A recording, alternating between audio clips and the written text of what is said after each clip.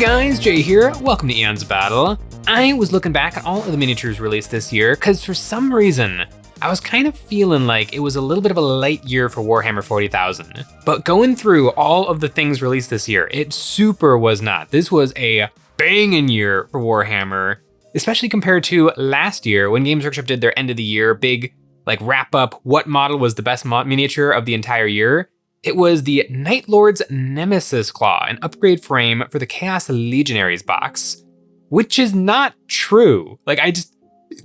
Who voted for that? I guess it did come out right at the very end of last year, so maybe it was fresh in people's minds, but it's like a couple of alt chain swords and heads for Chaos Space Marines. It did not beat out some of the other things that came out last year. And I'm very interested to know what is gonna win for this year. It's probably not gonna be what I would pick, but some really, really interesting stuff came out this year. It was just a wild year for Warhammer 40k in general. This year started off strong with the new Krieg for the Imperial Guard, the Astra Militarum. One day I will get the old names out of my brain. Probably not, I'll probably keep always calling them the old names, but everyone's favorite Lord Solar Leontis proxy, Lord Marshal Dreer, the dreariest of fellas, a really, really cool, important guy on a horse that does kind of beat out Lord Solar Leontis. Although his horse is a robot horse, which is kind of cool, I think the Krieg horse definitely takes it as the better of the horses. It's too bad that Dreer, I think, is just an epic hero. He's not a generic horsey captain or horsey lieutenant, and so you can't just take multiples of him and attach him to horsey squads, but he's still a really, really cool miniature. And I think most people just take him in game as Lord Solar Leontis anyway, because it's just a regular dude on a horse. The Krieg stuff was really, really cool. The combat engineers, the new artillery piece that I forget the name of because Imperial Guard has so many artillery pieces. But the year started off really, really strong, and then it kept getting stronger. February brought us some Aeldar releases in the remaining Phoenix Lords that have not been done in plastic. The Fugen, not just an excellent contrast paint color, Fugen, the Phoenix Lord, is one of the scariest guys to ever point a melt-a-gun at a tank, and he is extremely scary. Getting nerfed multiple times over the course of the year, his gun is D6 plus 6 for his Melt-a-Lance. It is wild how much damage he can potentially push through, and I'm pretty sure his rules let him get rerolls against vehicles. It is absolutely wild. Just the power output this one little guy has. And it wasn't just him for the Phoenix Lord, they also got Liqerise, which is the Spider-Woman character for the Aeldar, and her attached to a squad of, what are they called? The little spider warriors, Spider-Men. I've faced those guys many a time, and their glitter jump, I always want to call it the jump because that's the orc version, but they can move 22 inches and then immediately get into close combat or at least shoot with their guns. And their guns are all kind of okay flamethrowers, but when they all of a sudden just appear in your face, it is a little bit scary. And I have not faced Liqerise herself yet, and I'm a little nervous too. Although I think she might have just gotten nerfed as well. Eldar got hurt pretty hard with the nerf bat this December. After Games Workshop hit us with some Eldar, March brought us the Emperor's Children, and Sean rejoiced. We got probably the coolest Emperor's Children model of all time, an absolute powerhouse mainstay of the Emperor's Children lineup, the great, powerful Noise Marines. I think the Noise Marines are cooler than Fulgrim. Fulgrim is fine, he's neat, and obviously he's probably contender for model of the year. This is a big snake boy, but the Noise Marines are classic and they look really, really good. Games Workshop had a Noise Marine previously, which was just one Space Marine with a guitar. And I think this was literally what Games Workshop was saying the Noise Marines were, because in the app, it showed the little guitar guy. But now that there is a proper squad with the proper weapons, they do look really, really good.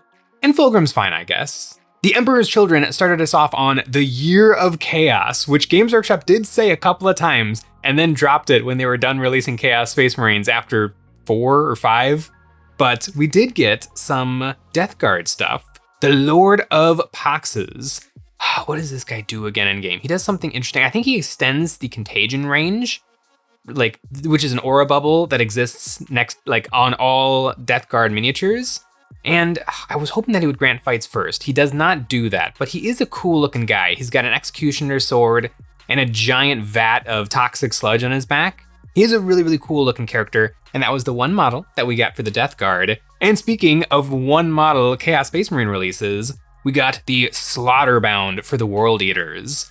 In my opinion, the 8-bound did not need to get any tougher because 8-bound are already horribly tough. I have fought against the World Eaters many times, and those models just don't die, and you kill like a couple, and then Angron resurrects, and I don't like, the World Eaters are a really frustrating army to play against because they just immediately get into your lines, and they won't leave. You can't get rid of them. Khorne Berserkers are really hard to fight against. The 8-bound are really hard to fight against, like the Demon Princes and Angron himself. It can be a really tough time, especially if you're really hoping to get rid of them in shooting, because they can very often just get into your shooting pieces really early on and just tar pit them. The Slaughterbound, though, is a really good looking miniature with his giant kind of cleaver saw thing that just is one of his arms. It's a really cool looking miniature. And the 8-bound are physically cool. They're actually really nice miniatures. It's just really annoying in-game that they're so powerful and so tanky, and you can attach some characters to them that really make them pop off. It's when I see an Emperor's Children army across from me, and by Emperor's Children I mean World Eaters, it makes me nervous. One army that I've faced many a time and does not make me nervous is the Thousand Sons. Thousand Sons are a little bit annoying to play with in game. They have some weird shenanigans, and their Rubric Marines with the flamethrowers are really powerful. But other than that, they actually don't have a ton of miniatures, and so it was nice to see them get a little something. Actually, they didn't get little somethings. They got the Sekitar robots, which everyone unanimously loves. Absolutely no one has anything bad to say about the Sekitar robots. They are a little weird looking, but I think that's just because there's really not that many Thousand Sons miniatures. Like, if the Sekitar robots had their weird sci-fi Egyptian look, and there was also like a Dreadnought and a Rhino version for the Thousand Sons, I think it would look much more appropriate. But right now, they do look a little bit out of place. They're also kind of weird. I think they have stealth, like they're meant to be stealthy infiltrators, but they're these weird automaton robot guys with las guns and power fists, las guns and power fists, which is a really weird combination of long-range anti-tank and close-range punching power. They're very interesting. I haven't seen them a lot on the table, but models do look kind of cool. After the Thousand Sons, June brought us a whole gaggle of Space Wolves. Space Wolves are a great Space Marine chapter because if any other Space Marine chapter gets something, Space Wolves have to get it too. And that definitely happened this year. They got a ton of stuff. I think it's called their Long Fangs, is like their baseline infantry. And, the Black Templars, our Crusader squads, were allowed to be taken in 20-man bricks, which is the unique thing of the Black Templar. Space Wolves now get to do it too. And they get to do it better because it's 10 brick of just Space Marines, where we have 5 Space Marines and 5 Scouts in our 10 bricks. So the Space Wolves are like the best of the best of the best Space Marines. They get to have everything, and they continue to get to have everything. But Logan Grimnar, the new Logan Grimnar, dude in Terminator armor, absolutely loaded up with wolf pelts, on a base with 2 little pet wolves on either side of him, is a really cool looking miniature. I've seen it a couple of times and just painted up, and it really is a good looking guy. I would love to see it in person to see how much they inflated the scale of this guy, because the new Leviathan Terminators are big, but I would bet that this character is a little bit bigger than that, because Games Workshop, they always press the increase size button every time they do an actual character.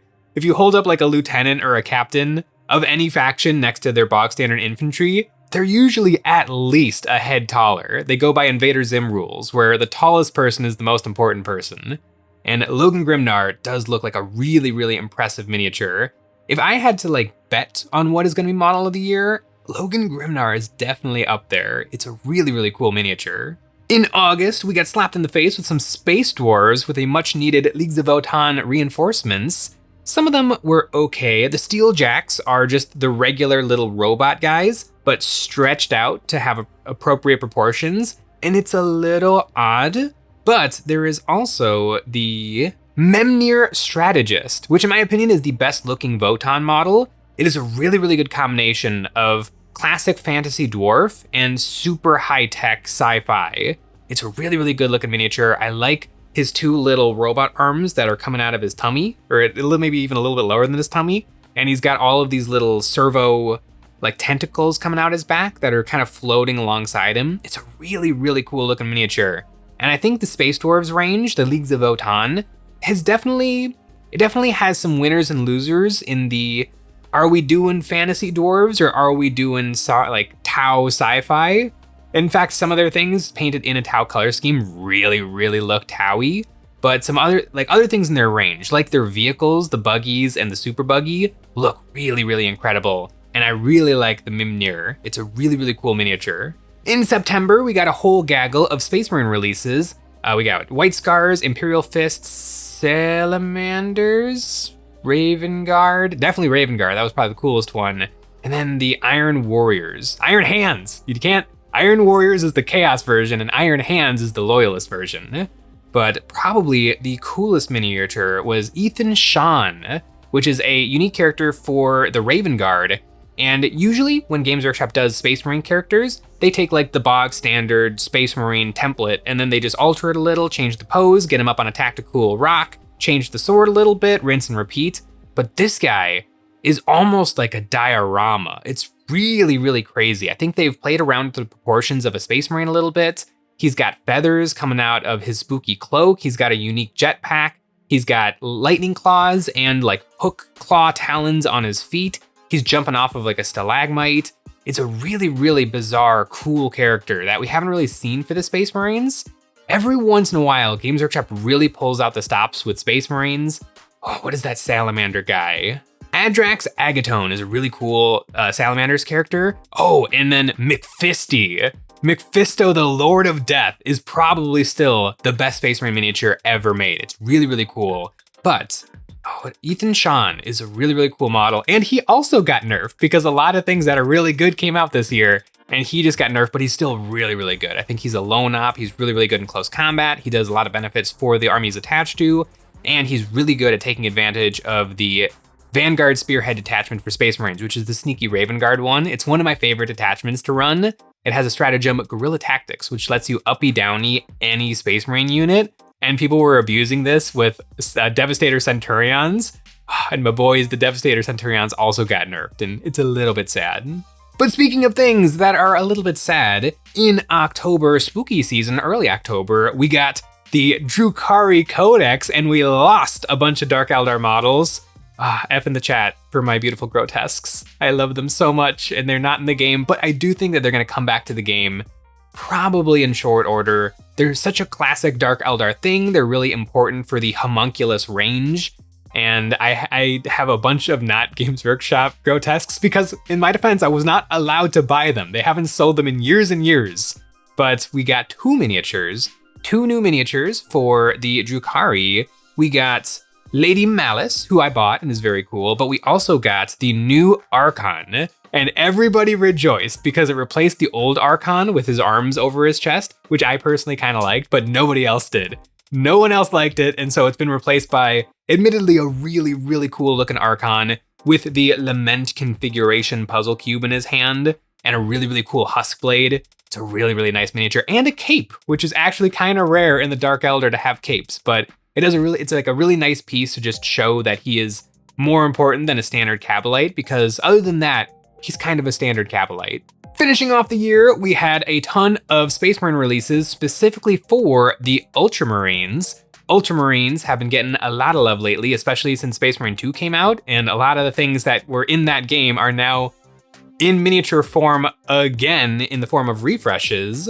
We got the new Terminator Assault Squad, which is lovely. I've been holding out hope that they're gonna do a Terminator Assault Squad, and I've actually been buying up like bits and pieces to put together my own Terminator Assault Squad, and now it actually exists. So I might just get the Terminator Assault Squad and then take all of these bits that I've been collecting and put them on top and hopefully make something really, really unique in Black Templar-y. Also, in the new balanced data slate, they actually got bumped up from 3 attacks to 4, from hitting on 4s to hitting on 3s with the Thunder Hammers, which is a huge change. It makes them 16% better at punching, and they were already kind of okay at punching, and they have dev wounds on the hammers.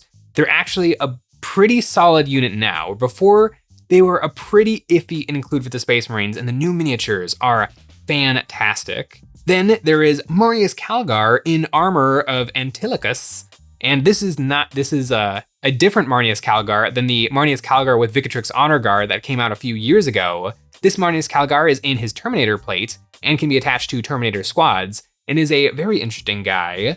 But speaking of refreshes, Cato Sicarius. Cato Sicarius, I think, is no longer the captain of the 5th Company for Ultramarines. I think now he's just been elected to be like the bodyguard of Marneus Calgar, or just a really important guy who's just kind of floating in the Ultramarines pantheon. But he's really, really funny. He's replacing the old Cato Sicarius, which was also plastic.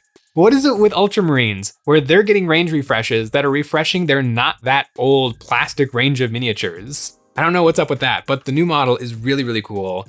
And speaking of Ultramarines getting all the love, I was saying that Space Wolves get to have everything, but actually Ultramarines get to have everything, because the Victrix Honor Guard is now its own box of 3 Space Marines. It's a really cool box because not only does it build 3 Victrix Honor Guard, but it can also build an Ancient carrying a banner of McCrag, and it also builds, I think, just a super fighty Space Marine guy. If you just bring a 3-man squad, you can upgrade 2 of them to be these special characters. And holy cow, the special abilities that the Victrix Honor Guard get. It is kind of wild. They are easily the best combat Space Marine unit in the game. I don't think it's in question. They recently gotten somewhat nerfed in the update in the balanced data slate for December. The 3-man squad actually went down in points, but the 6-man squad went up in points. So just some really, really cool miniatures. An interesting thing for the Space Marines and my Black Templar are getting left behind in the dust for close combat melee threat in the Space Marine lineup. Because now Raven Guard, Blood Angels, Space Wolves, and easily the World Eaters are all so much better at being Space Marines who punch really, really hard than the Black Templars. But I guess in our defense, we get a cool Repulsor Executioner. So there's swings and roundabouts. This has been an absolutely stacked year of Warhammer 40,000 releases, but which one is the absolute best? What was the coolest thing that came out this year? I have my top pick chosen, but first, did you know that we have all sorts of hobby goodies on EonsOfBattle.com? On our website, we have all kinds of hobby goodies: Army Painter paints, brushes, wet palettes, basing corks, glue, both ultra thin and ultra thick, and we have terrain. It's the best way to support us doing what we do by getting a membership. Each month, members get a credit good for any one terrain pack we have ever made, or the brand new one. Our new terrain for December, the Bubble City. Embrace your inner amphibian with this alien encampment, a truly unique series of aquatic structures like the Bubble House, Bubble Command Center, and Bubble Fortress. And it's not just buildings, it also has some powerful defenses in the turret and shield walls. Get ready to get immersed in some underwater goodness perfect for all the popular war games. The 2025 Miniature of the Year from Games Workshop for Warhammer 40,000 this year, in my opinion, is undoubtedly Battlefield Trophies. Does anybody remember that this exists? It came out this year. I think it came out really early this year. It's skulls and a couple of helmets. And I think it's like $30. It's wild. Let me know in the comments below, what is your guys' top pick for model of the year this year? And is it Fulgrim? Is it something boring like Fulgrim? Or do you really like the Sekitar robots? There's something to them. They're kind of neat. Although I'm a weirdo who likes Zangors, so maybe my opinion doesn't matter. Thanks for watching.